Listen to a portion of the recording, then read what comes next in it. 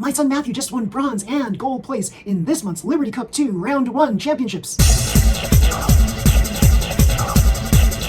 Box stock tune class, he did so well. That's so awesome. So he's been out of the mini four-wheel drive community for a little bit. Now he wants to get back into it again. Pretty cool. So I'm not going to put any shroud of mystery over this thing. This is actually my car. This is Eagle. And we had to substitute this car here, his Tune class car, Hyper Supreme, with Eagle because the front part of the front plate of the car completely fell off during one of the races and it wasn't usable at all. And yeah, unfortunately, he needed a substitute car. So to make it fair, I allowed him to pick a car from my fleet that was not going to be the fastest. So this car here, his car was actually faster than my car in trial runs. So I said, if you'd like to use this car, you can, but it's probably not going to be as fast as you'd like. However, he managed the battery voltages in here like a champ, and he replaced the batteries when needed. So in effect, this was his car to race. Pretty cool, pretty cool. My cars, as fast as they were, they kept coursing out. Unfortunately, Voltron and Ganesha,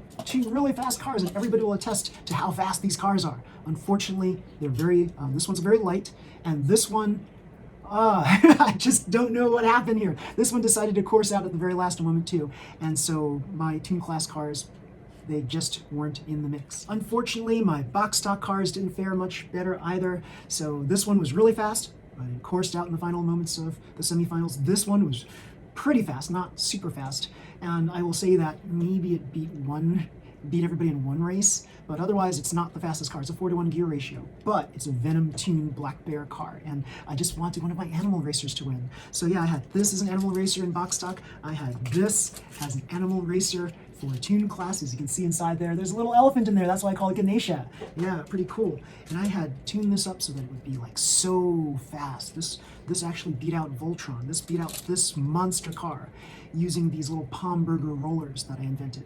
Pretty cool. Unfortunately, it kept on hitting the sponge block right there. It kept on hitting the sponge block right above the lane changer, and then it would just be behind everybody else. It's a shame. That's just the way the ball bounces. This is a terrible ball that I've been given this move, but that's just how it goes. Like, you win some, you lose some, that's how it goes. So here's the funny thing. I had my cars already pre-tested for the track that I had set up, where I had books underneath the tracks on the second layer to support the second layer, and then we changed those, we moved the books out and we put in these new risers. So Ken Andreas has been very generous in creating some awesome risers for our racetrack. You can see it right here, and yeah, it's like it makes a world of difference for most racers. So the track ends up being a lot more stable and faster. So the cars were whizzing around so fast around that track. It was insane. And so any playtesting that I had prior, it just didn't count anymore because it was a completely new track once the risers were put in place. So I had to work just like everybody else to try to prep my cars up and try to get them to be race worthy. And I was doing well in trial runs. I thought that this would be like a really good car in trial runs, right? And I was racing against other people and myself and stuff like that, and they were doing pretty well. But unfortunately, when it came down to the races, that's just the way the ball bounces. But my son Matthew had wonderful success today, and that's all that matters because I wanted him to build up his confidence again racing, because for the last few months that he was racing, he wasn't developing the confidence that he needed. So by helping him out and giving him a little boost again, I helped him fortify this little rowdy bull, and also I helped him with this, giving him some tips and pointers on how to coax it to be as fast as possible. Because this car, believe it or not, slower than this car, but with the right brakes, the right battery voltage, and a lot of patience, this could win. In fact, you've seen the videos in the past about how fast this car could be. This is a really fast car. It's very strong, very stable, very solid. I mean, just check out the specs. It stays grounded on the track. It's really good. It's really nice. It's just a little heavy. That's why I built this one. This one was response to this one. This one I was like, this is kind of heavy. So I just went back to light mode and built a light car here by making this car. And then I said, oh, wait a minute. This is very light. This is too light. This has been coursing out a lot for whatever reason. So I made a heavy monster car out of this, Razorback kit. That's really cool, isn't it? The Razorback with its huge wheels, not known to be super fast. 4.2 to 1 gear ratio, big wheels. I mean, against certain cars on certain tracks, it might win. However, I wanted to make this into a supercar. And by replacing the wheels, those big wheels with low fricks in the front, super hard in the back, carbon wheels in the back. I've got Pomberger rollers, 9mm rollers, all underneath here. Yeah, underneath the plates. And this has got a new plate design that I've been using here. So it goes up only. The funny thing is, yeah, my FlexiPlate design I think is still superior to any sort of stupid AT bumper design that anyone else could make. So I just love my FlexiPlate. Sorry, my FlexiPlate goes up, it goes down, but it seldom ever goes down, but it does tend to flex this way, like wings. So FlexiPlate, gotta try it. Might win you your next race. So it may be a prize in a future Liberty Cup. We'll see. Pretty cool, pretty cool. And I have been using this rubber tubing kind of style to help it, like whenever it flips over, it'll bounce instead of just like crashing real hard on the ground. I still haven't figured out how to prevent this from bending backwards whenever it hits things head on, but I'll figure something out. I'm thinking about putting some sort of rubber thing in the front there as like a rubber bumper. We'll see how that goes. So yeah, I mean, this is a pretty cool car, all things considered. It just didn't win because it coursed out because it was too fast, because I got greedy and I changed the batteries once too often. Yeah, I was actually doing well, much better with batteries that were not so charged to full.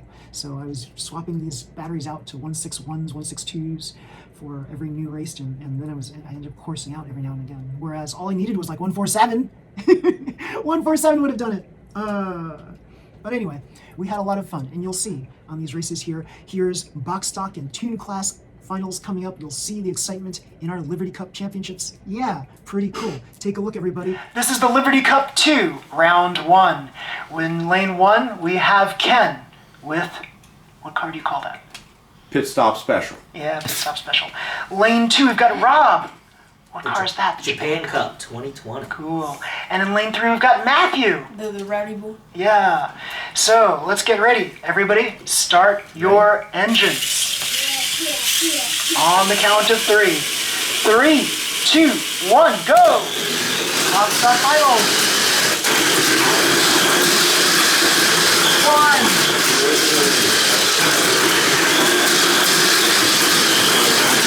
2.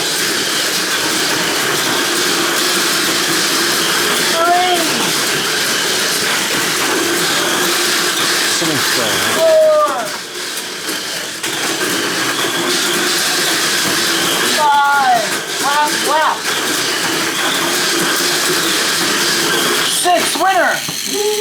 Good race. 3, 2, 1, go! On start title. 1.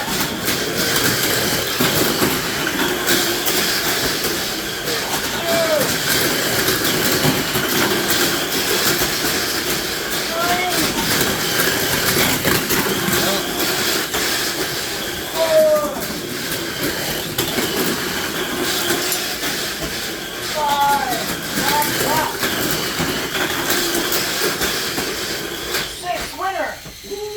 Good race. Good run. Yeah. Nice job. The other car, he's ready to go first, haven't you? Yeah, Yes. he popped out over there. Second, 7 points. Rob, 10 points. Matthew, 5 points.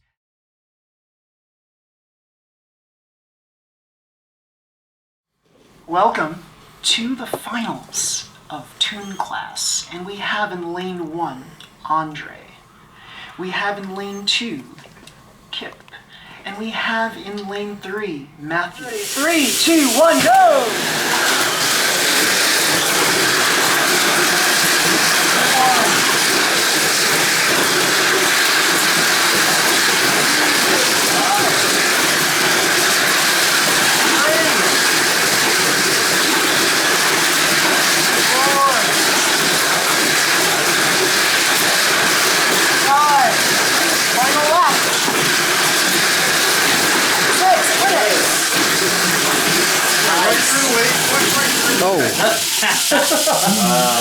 Matthew is the winner, 10 points. Who is second? Oh, second. Andre. That's great. You're on the podium. You're on the podium. 5 points. You're on the podium. That's awesome. 3, 2, 1, go!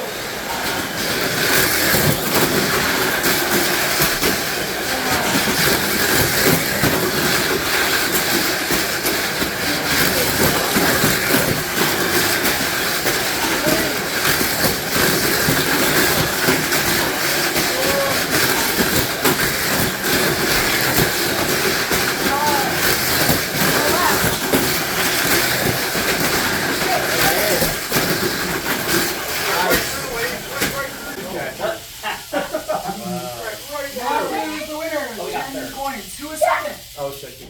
Andre. That's great. You're on the podium. You're on the podium. 5 points. You're on the podium. That's awesome. So my other son competed with this in box stock. Now, I have found out that this Toyota TS050 car, it's been known as a box stock killer.